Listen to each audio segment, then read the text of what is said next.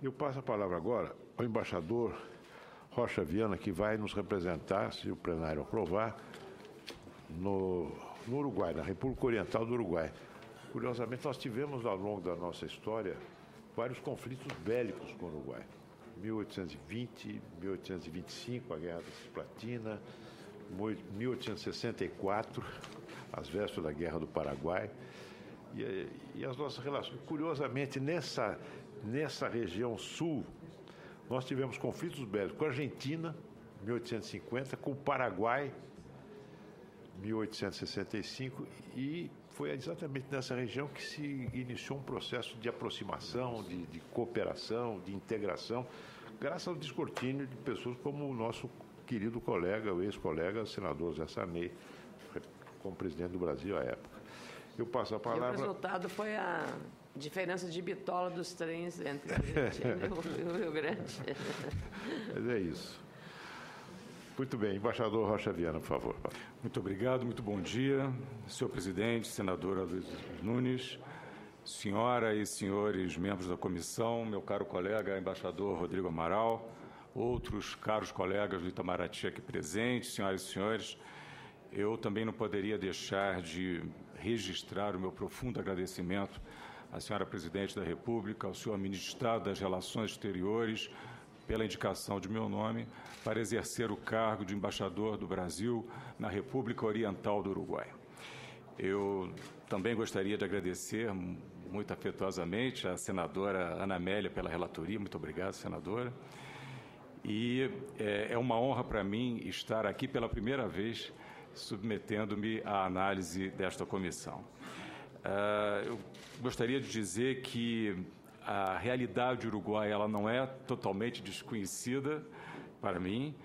Na minha trajetória profissional, ao longo de 35 anos de carreira, eu tive várias oportunidades de interagir com a diplomacia uruguaia no tratamento dos temas mais diferentes, desde integração regional, meio ambiente, negociações comerciais multilaterais, e também tive a oportunidade de servir 2 vezes em Montevidéu na nossa delegação permanente junto à Associação Latino-Americana de Integração e ao Mercosul. A exemplo do meu colega embaixador Rodrigo Amaral, a minha apresentação também deverá ser muito sucinta.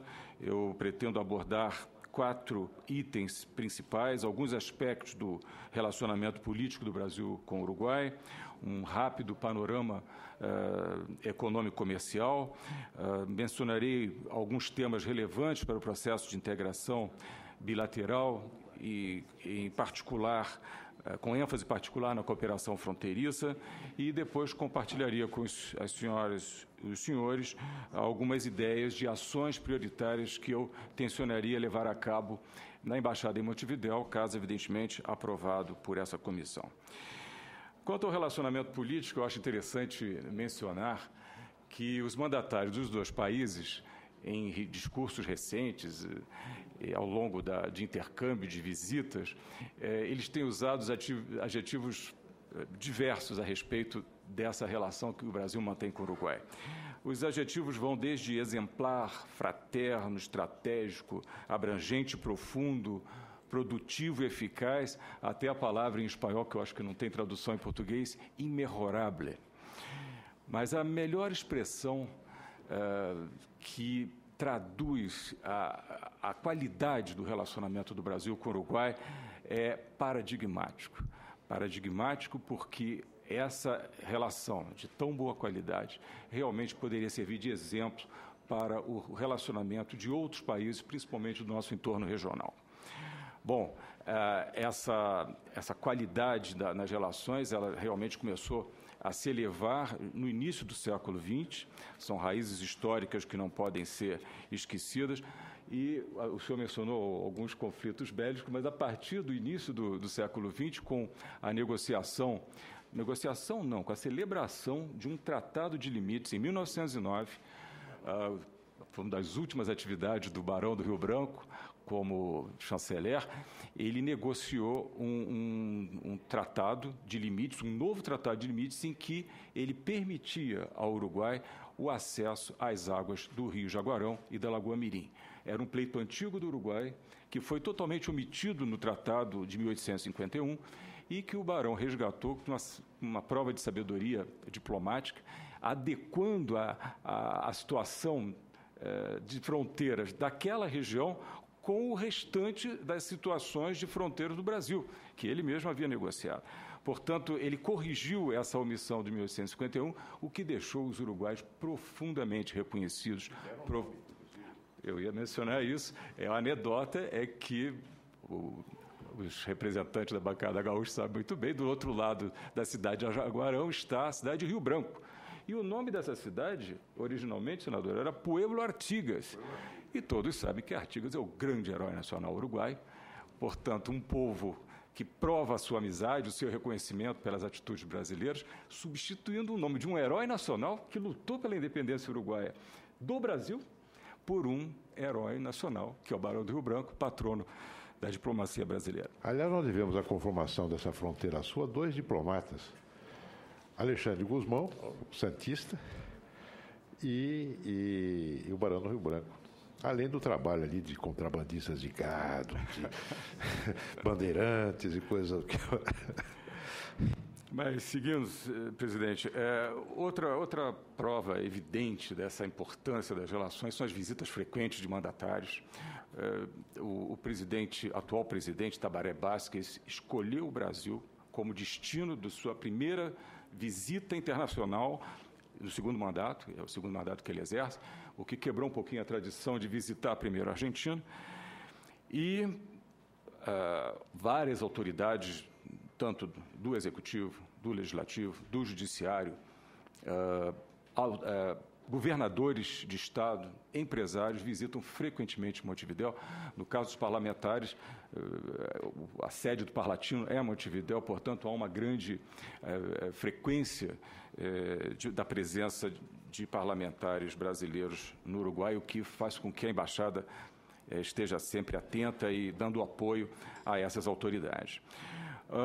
Uma coisa também importante dizer nessa parte política tem a ver com o marco institucional. Não é uma relação apenas baseada na amizade, na informalidade. Já existe um marco institucional, que é o Grupo de Alto Nível Brasil-Uruguai, que foi criado em 2012 pela presidente Rousseff e pelo presidente Mujica, e que ele mapeia todas as áreas que são importantes para o relacionamento, com uma atenção muito especial para a zona fronteiriça.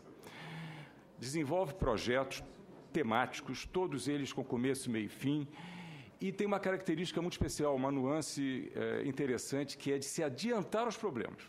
Não esperar que os problemas aconteçam para buscar soluções. Eles já discutem em nível de subgrupo que medidas preventivas podem ser tomadas. É por isso que essa atitude faz com que a nossa relação com o Uruguai seja considerada no continente como paradigmática, porque já procura apresentar soluções antes de que os problemas apareçam. Bom, no plano internacional, é necessário dizer que há total convergência de opiniões entre o Brasil e o Uruguai, em todas as áreas de discussões da agenda global, multilateralismo, são valores importantes tanto para o Brasil como para o Uruguai, direitos humanos, meio ambiente, negociações comerciais multilaterais. Enfim, o Uruguai costuma ser um grande parceiro do Brasil na defesa de todas essas teses. E, regionalmente, tanto o Brasil como o Uruguai são sócios fundadores do Mercosul, da Unasul, com atuações e presenças muito marcantes.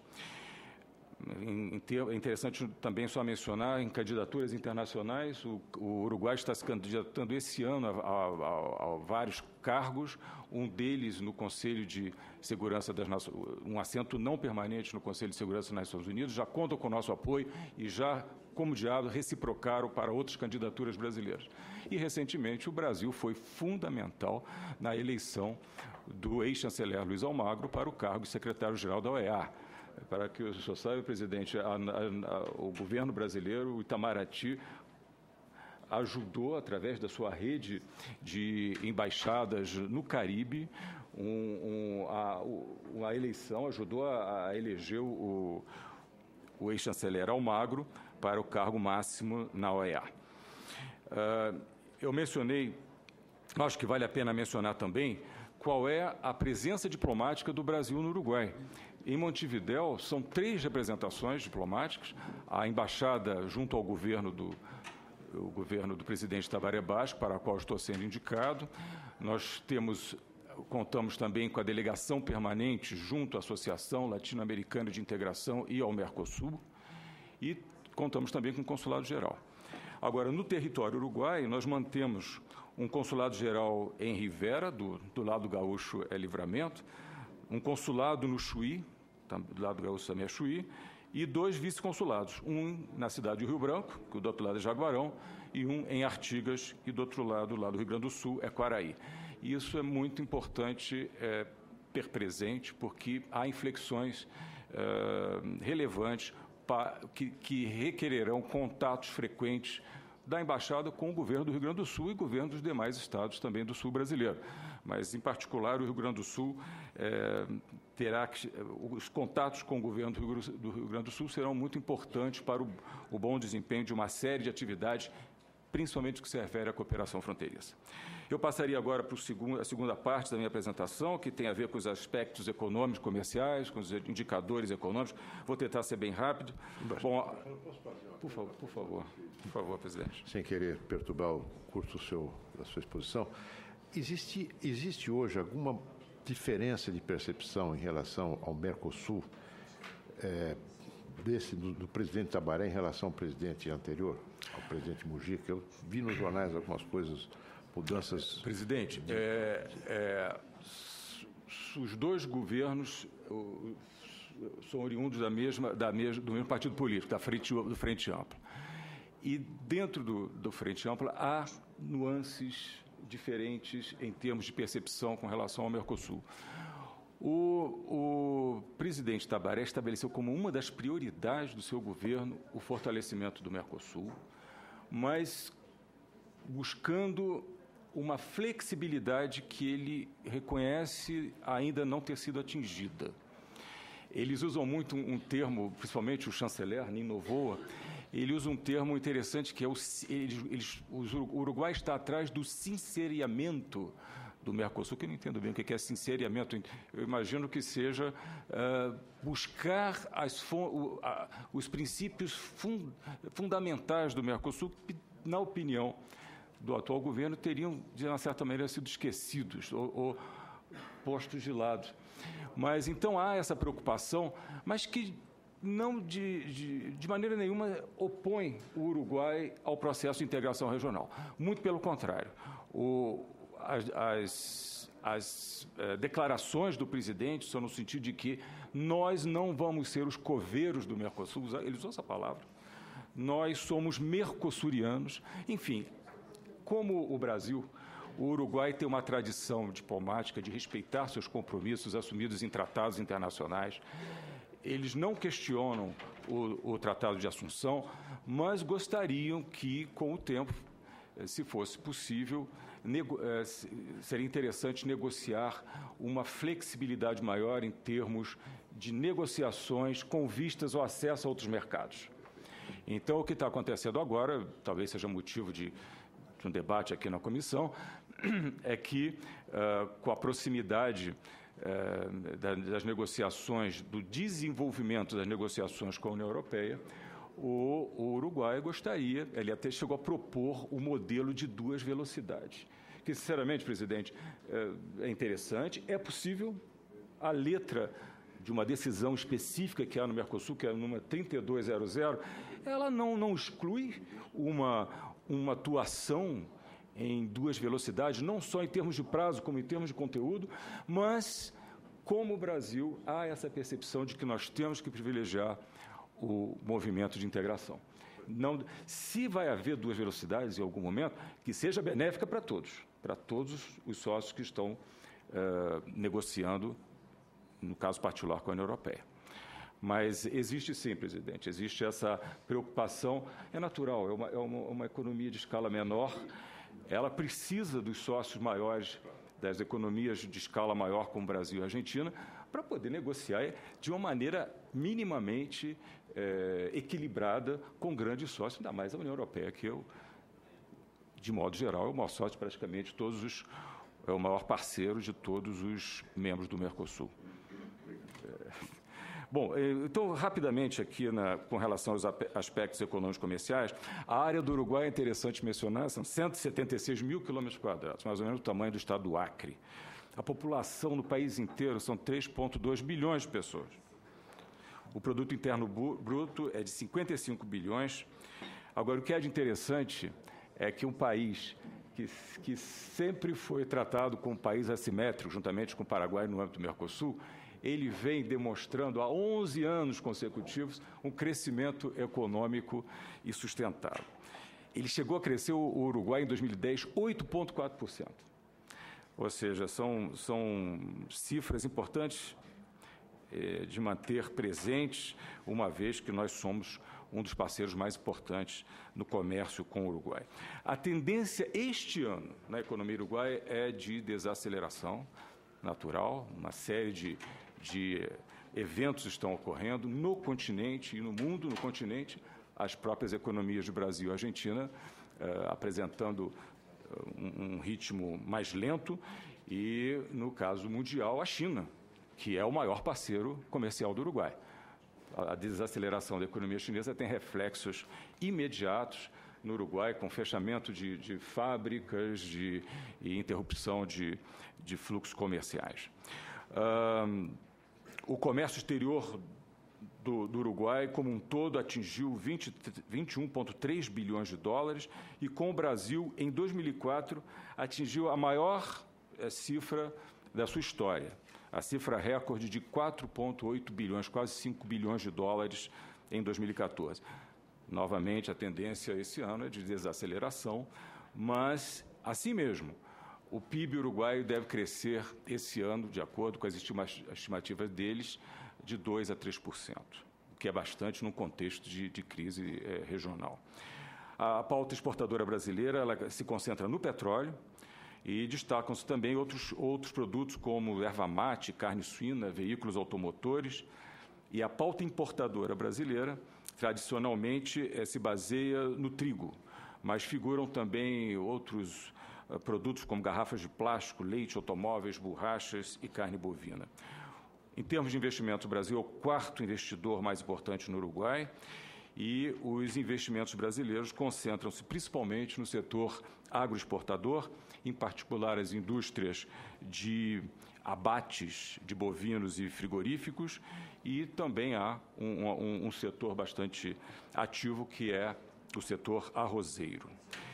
Eu passaria agora para o terceiro e penúltimo tema da minha exposição. Eu me refiro agora a alguns temas relacionados que são importantes para o processo de integração e com ênfase na integração fronteiriça. O primeiro tema é a área energética. É uma área das mais promissoras no processo de cooperação. Já existe uma interligação elétrica por meio de uma linha de transmissão cuja conclusão será em breve, a conclusão da construção será em breve, entre Candiota e São Carlos.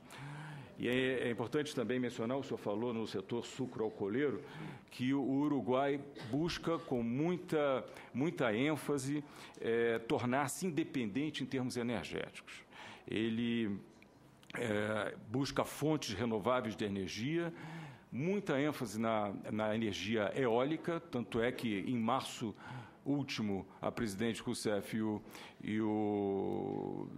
estava presente o ex-presidente Mujica, que inauguraram o Parque Eólico de Artilheiros, em março passado, o que permite um entrosamento muito grande, institucional, entre a Eletrobras e a UTE, que é a empresa elétrica estatal uruguaia. É uma coisa também interessante mencionar, existe um estudo no Uruguai de que eles pretendem, dentro de mais alguns anos, já que é um país muito bem servido por ventos, eles pretendem que durante o dia 90% do consumo elétrico seja feito com base em energia eólica. Isso para nós é uma maravilha, porque nós temos empresas que produzem esses equipamentos no sul cada vez melhores, mais robustos e, mais uma vez, essa nossa proximidade, a nossa amizade com o Uruguai pode permitir um boost, um lançamento ainda maior do comércio. nessa área. Eu mencionei a área energética, passo agora à área de transportes, que é uma área fundamental, principalmente para a zona de fronteira, que também tem registrado progressos significativos em 3 modalidades: o rodoviário, o ferroviário e o hidroviário. Posso continuar, Tadeu?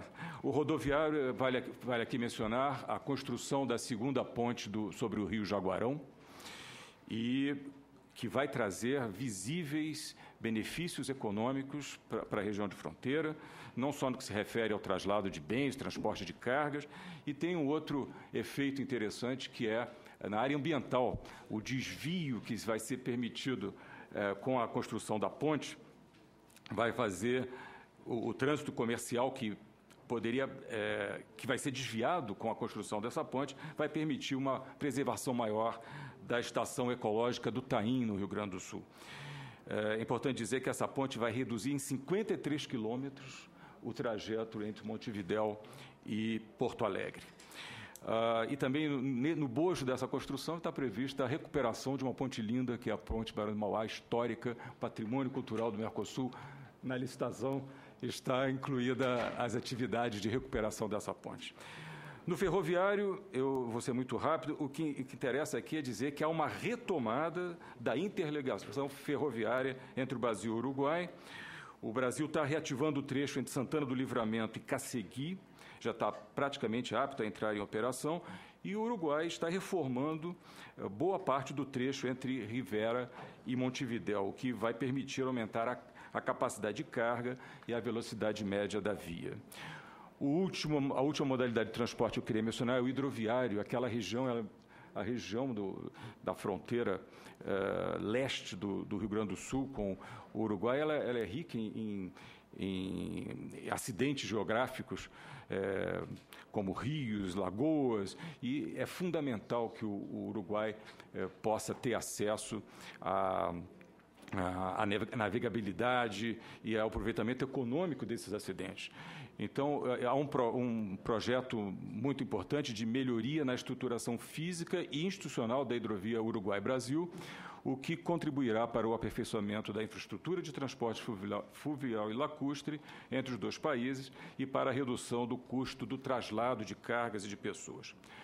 E dentro desse item de temas de relacionamento bilateral, eu mencionaria um aspecto importante que não tem nada a ver com meios de transporte, mas uma agenda que já devia existir há muito tempo, na realidade nunca... Ela recebe atenção do governo brasileiro do governo uruguaio, mas merece uma maior atenção ainda, que é a incorporação na agenda de cooperação de temas culturais, científicos, tecnológicos, de inovação e educacionais.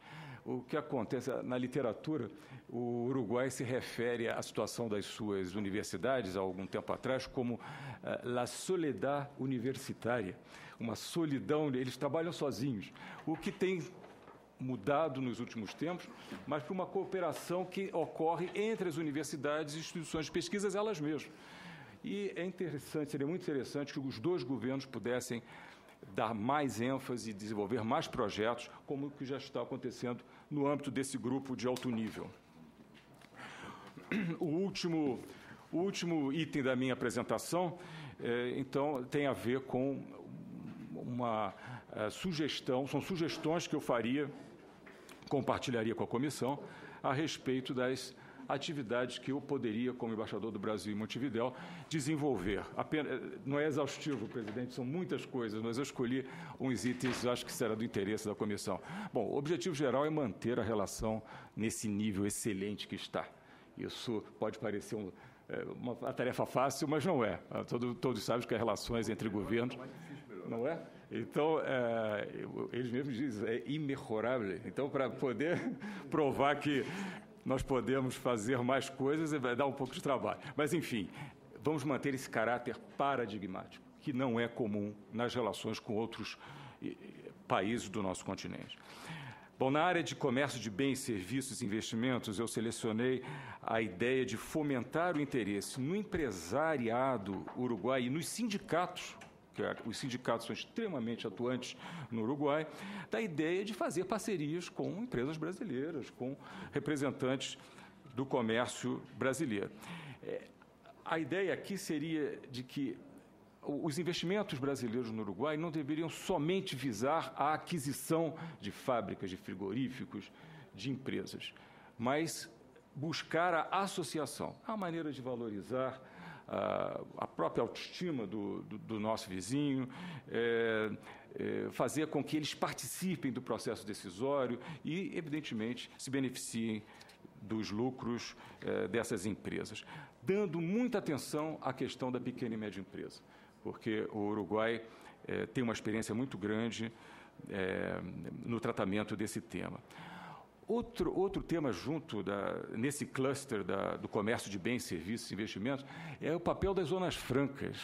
O Uruguai tem zonas francas espalhadas pelo seu território, muito bem montadas, e oferecem uma série de vantagens que eu me pergunto até que ponto os nossos empresários sabem disso. Então, tem Zona Franca em Colônia do Sacramento, em Libertad, Nueva Palmira, Zona América, perto de Montevidéu. As propagandas sobre essas zonas são as mais atraentes. Será que os nossos empresários sabem disso? Vamos, então, um trabalho que a Embaixada faria, divulgar esses benefícios e oportunidades que as zonas francas apresentam. Na área de comércio e de serviços, tem um tema que eu mesmo me surpreendi quando li. Sempre achei que os uruguaios vinham confortavelmente para o Brasil. De fato, até 2012, os uruguaios, o Uruguai fornecia era o terceiro em termos de visitantes turistas para o Brasil.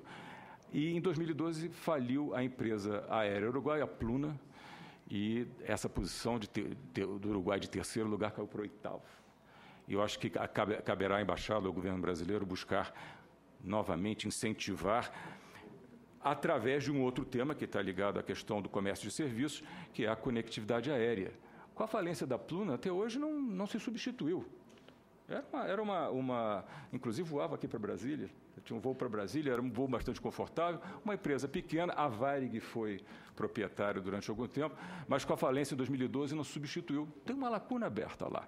Será que as nossas empresas aéreas não teriam interesse de verificar logisticamente, economicamente, se a ideia de construir, de fazer de Montevidéu, que tem um aeroporto novo, muito bem dimensionado, um hub para a atuação delas mesmas, utilizando ali não só brasileiro e uruguai, mas chileno, argentino, que quer viajar para o entorno e para os Estados Unidos, para a Europa.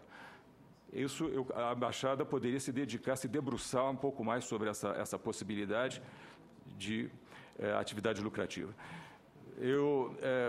Na área da cooperação fronteiriça existe um mecanismo de cooperação, que é a nova Agenda de Cooperação e Desenvolvimento, que tem que ser fortalecido, continuar sendo fortalecido.